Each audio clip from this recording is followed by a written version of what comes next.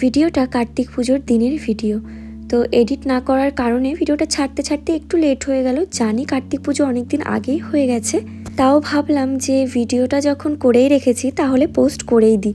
আর এদিকে দেখো আমাদের বাড়িতেও কার্তিক পুজো হচ্ছে, তবুও বাড়ির পুজো ছেড়ে আমাদের চলে যেতে হলো। তার কারণ হচ্ছে এটাই যে মামা বাড়িতে না, মানে আমার মামা শ্বশুর বাড়িতে অনেক দিন আগে থেকে কার্তিক পুজো করবে বলে আমাদের ইনভাইট করে রেখেছিল।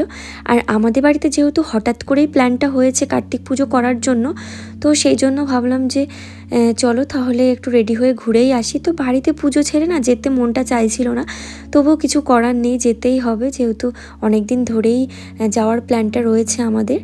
তো দেখো আমরা চলেও এসেছি মামা বাড়িতে। আর এখানে না এখনও পুজো শুরু হয়নি, আমাদের বাড়িতেও পুজো শুরু হয়নি, আর এখানে এসে দেখলাম এখানেও পুজো স্টার্ট হয়নি।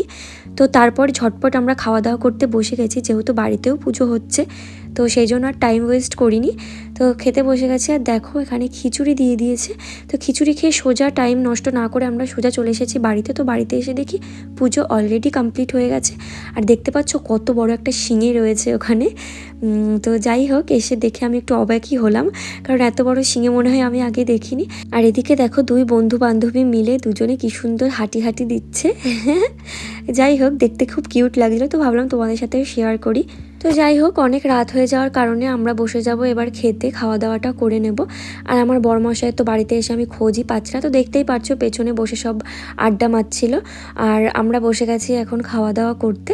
আমাদের বাড়িতে পুজো উপলক্ষে রান্না হয়েছিল ফ্রায়েড রাইস, আলুর দম আর হচ্ছে মটর পনির। আর তারপরে তো চাটনি, পাঁপড়, মিষ্টি, দই এগুলো ছিল। কিছুক্ষণ আগেই তো তোমরা দেখলে যে মামা বাড়ির থেকে আমরা খিচুড়ি খেয়ে এসেছিলাম, তো সেই জন্য মানে খেতে ইচ্ছা করছিল না, তবুও রাতে একটু তো খেতেই হবে। তো খেয়েছিলাম সন্ধ্যার দিকে খিচুড়িটা।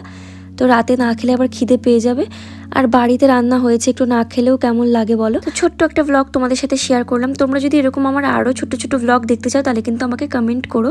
তো চলো আজকের মতো টাটা।